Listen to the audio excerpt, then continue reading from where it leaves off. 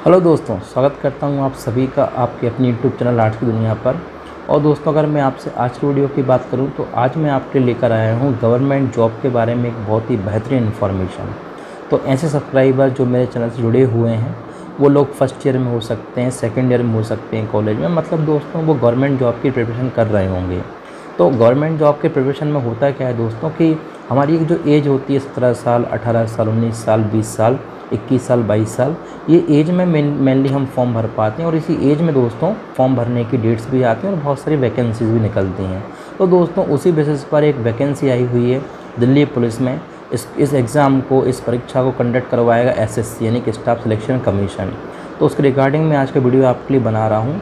वैसे दोस्तों मैं वीडियोस बनाता हूँ यूजुअली कॉलेज स्टूडेंट्स के वीडियोस, लेकिन मैंने सोचा कि क्यों ना आपके लिए अब वैकेंसी से रिलेटेड इन्फॉर्मेशन दी जाए ताकि आप लोग भी समझ सकें कि किस तरह के पेपर्स होते हैं, किस तरह से फॉर्म फिलअप होता है, क्या एग्ज़ाम पैटर्न होता है, और भी बहुत सारी चीज़ें आपको इस वीडियो में मिल जाएंगी।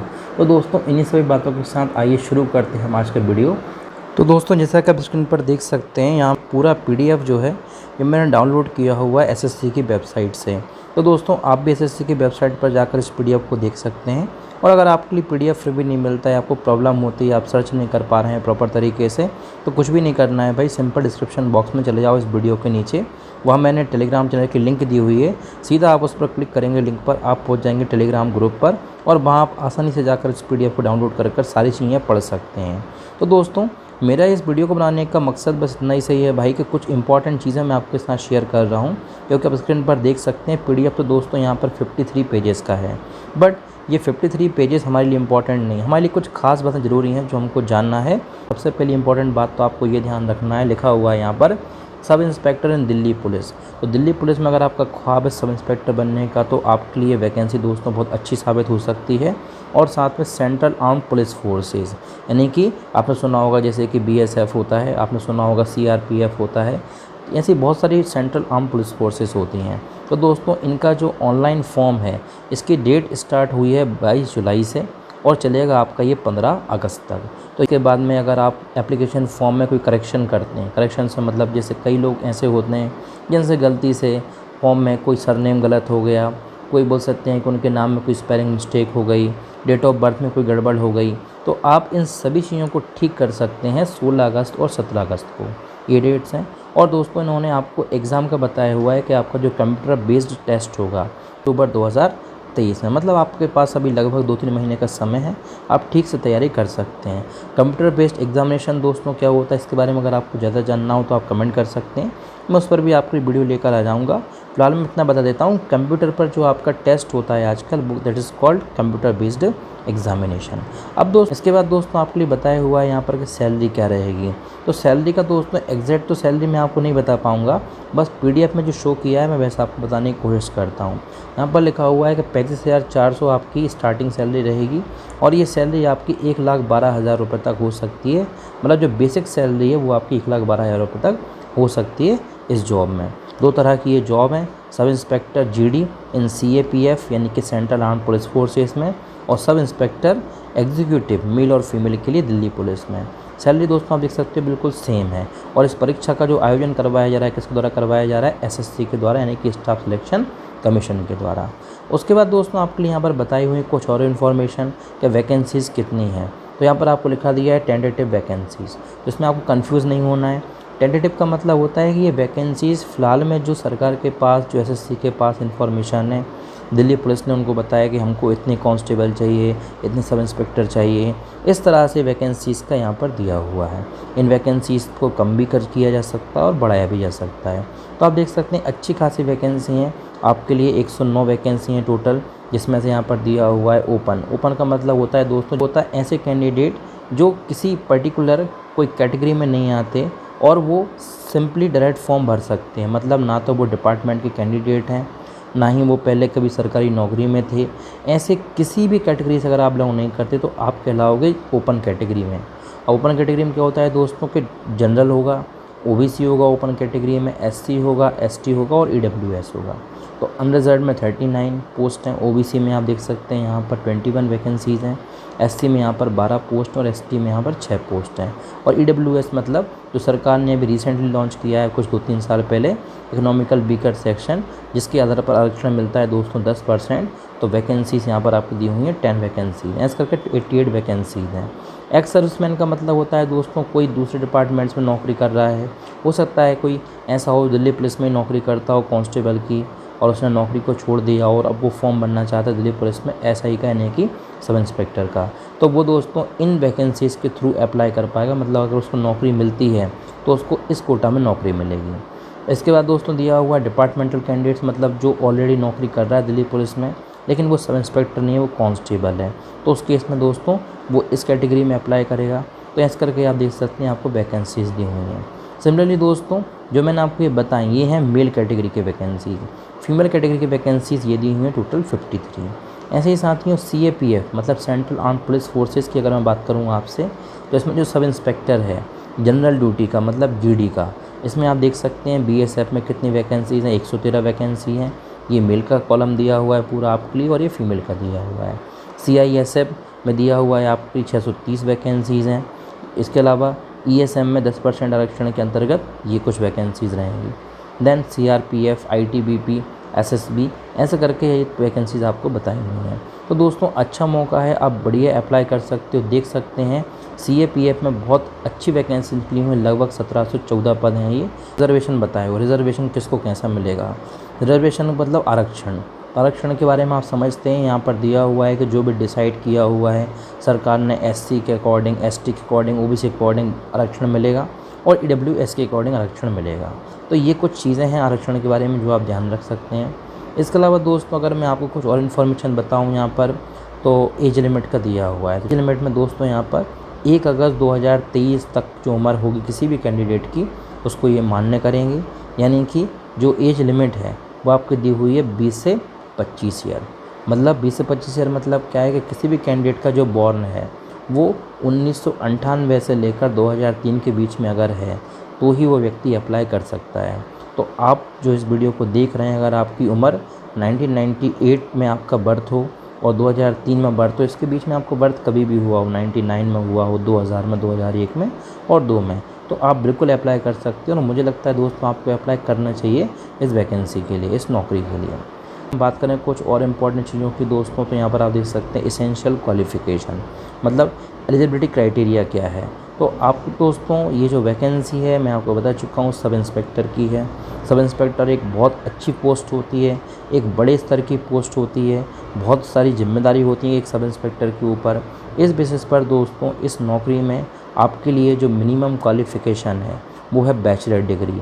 मतलब अगर आप 3 साल की पढ़ाई कंप्लीट कर चुके हो अपने कॉलेज में, अब पढ़ाई वो कोई सी भी हो उससे कोई फ़र्क नहीं पड़ता, आपकी डिग्री कोई सी भी। उन्होंने सिर्फ साफ साफ लिख दिया है यहाँ पर कि बैचलर डिग्री चाहिए उनको।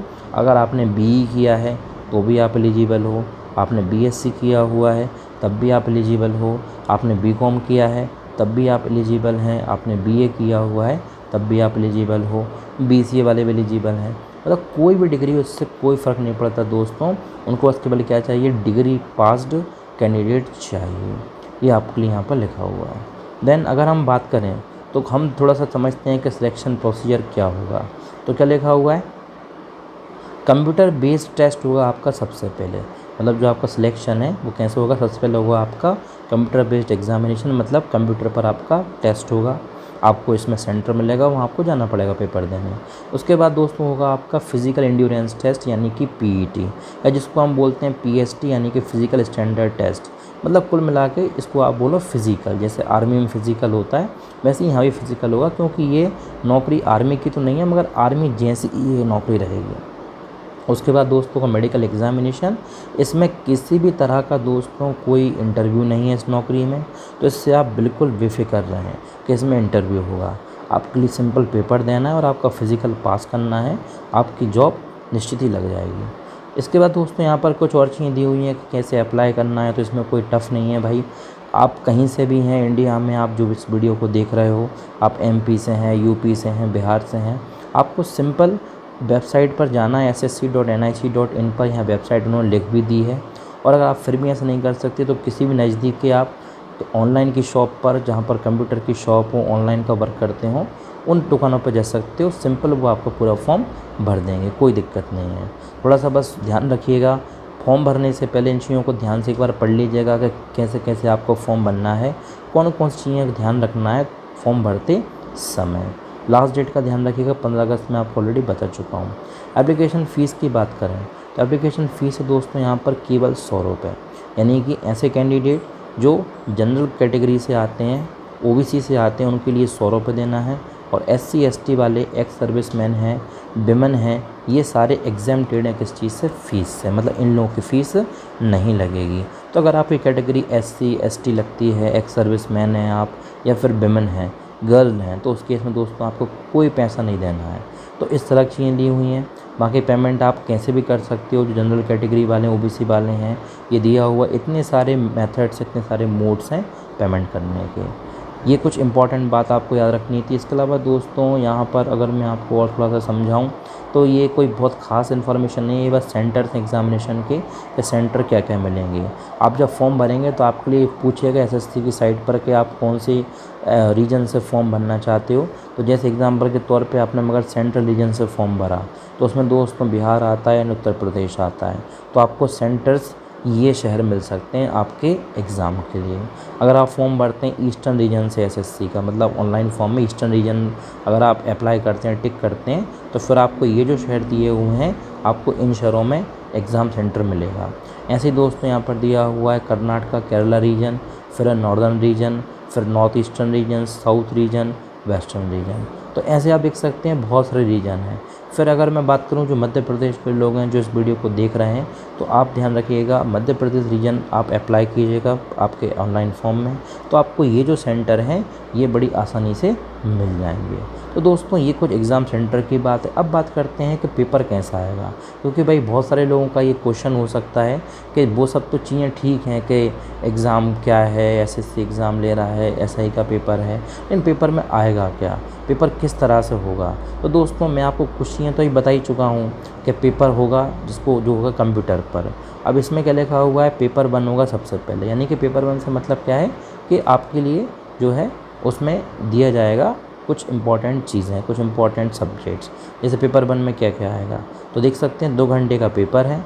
यहाँ पर आपको नंबर ऑफ़ क्वेश्चंस आएंगे, जैसे कि जनरल इंटेलिजेंस एंड रीजनिंग एक सब्जेक्ट होता है। ऐसे लोग जो इस वीडियो को देख रहे हैं और अगर तैयारी कर रहे होंगे वो कॉम्पिटिटिव एग्ज़ाम की, तो उनको पता होगा रीजनिंग क्या होता है। जनरल नॉलेज से आपके क्वेश्चन आएंगे 50। क्वान्टिटेटिव एप्टीट्यूड का मतलब होता है दोस्तों मैथ्स से आपके लिए क्वेश्चन आएंगे 50, और 50 क्वेश्चन आएंगे आपके इंग्लिश कॉम्प्रहेंशन से, ये आप ध्यान रखिएगा। तो इस तरह दोस्तों आपका 200 नंबर का ये पेपर रहेगा, यह रहेगा आपका पेपर 1। उसके बाद दोस्तों आगे दिया हुआ है आपके लिए पेपर 2।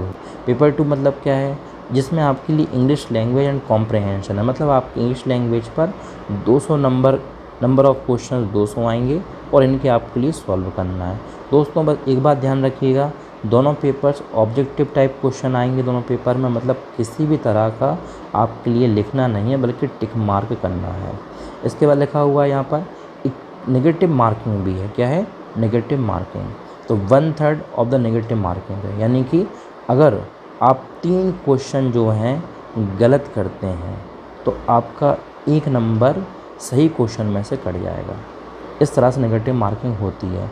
एग्जाम्पल के तौर पे अगर आपने पहला, दूसरा, तीसरा, चौथा 4 क्वेश्चन जो हैं वो किए, अब इन 4 क्वेश्चन में से हो क्या रहा है कि आपका पहला क्वेश्चन सही है लेकिन दूसरा, तीसरा, चौथा क्वेश्चन जो है आपका वो गलत है, तो दोस्तों आपको पहले क्वेश्चन जो सही था उसके नंबर भी आपको नहीं मिलेंगे।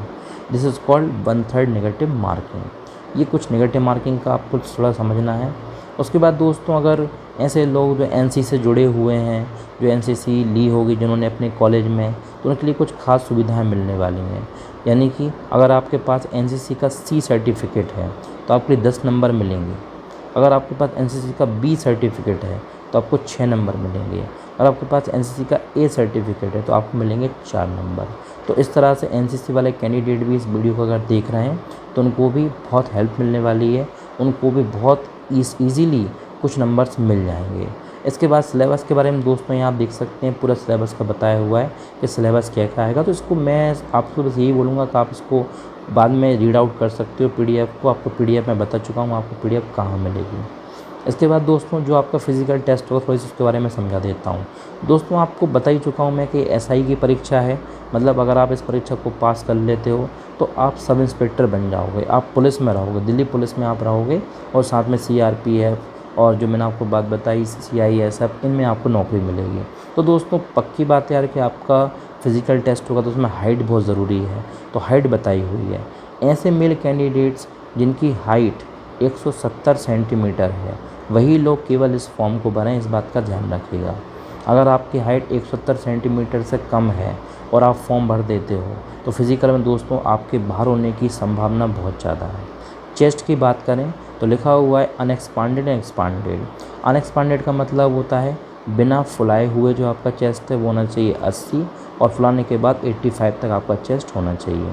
ये मेल कैंडिडेट्स के लिए है। इसके अलावा दोस्तों में कुछ रूल्स हैं, जैसे कि अगर कुछ ऐसे कैंडिडेट्स जो कुछ पहाड़ी एरिया से आते हैं, जैसे कि गढ़वाल करके हमारे इंडिया में एक पहाड़ी एरिया है, उत्तराखंड में कुमाऊँ करके है, हिमाचल प्रदेश पहाड़ी एरिया है, गोरखा, डोगरा, मराठा, कश्मीर वैली के, लेह लद्दाख के लोग, ये सारे लोगों की हाइट में एग्जेम्पशन है, मतलब उनकी हाइट मानेंगे 165। उनके ऐसे लोग जो एसटी से बिलोंग करते हैं उनकी हाइट तो और भी कम है, और फीमेल कैंडिडेट्स जो उनकी हाइट तो फिर और भी कम है दोस्तों। तो ये कुछ हाइट्स के पैरामीटर्स दिए हुए हैं, इस बेसिस पे भी आप थोड़ा ध्यान रखिएगा तभी फॉर्म भरिएगा। इसलिए मैं आपको क्लियर बोल चुका हूँ कि कुछ खास बातें ध्यान से सुन लीजिए आप, तो ही आप फॉर्म भरो, अदरवाइज़ मत भरो। तो दोस्तों ये था आज का वीडियो, इसमें मैंने आपके लिए कुछ खास चीज़ें बताने की कोशिश की, कुछ खास इन्फॉर्मेशन देने की कोशिश की। फिर भी अगर कुछ इन्फॉर्मेशन रह गई है तो आप सिंपल कमेंट कर सकते हैं, आपको उसके बारे में मैं कमेंट के थ्रू जवाब दे दूँगा। तो इन्हीं सभी बातों के साथ एंड करता हूँ मैं इस वीडियो को, और बहुत जल्द कोई और वीडियो लेकर आऊँगा जिसमें आपको किसी और गवर्नमेंट जॉब के बारे में बताऊँगा। और हमारे जो क्वेश्चन सीरीज़ चलती रहती है, हमारे जो कॉलेजेस के स्टूडेंट्स के लिए वीडियोस आते रहते हैं, वो तो आपको रेगुलर बेसिस पर मिलते ही रहेंगे दोस्तों। तो चैनल पर बने रहिएगा, कहीं मत जाइएगा। मिलता हूँ मैं आपसे नेक्स्ट वीडियो में, तब तक के जय हिंद, जय भारत।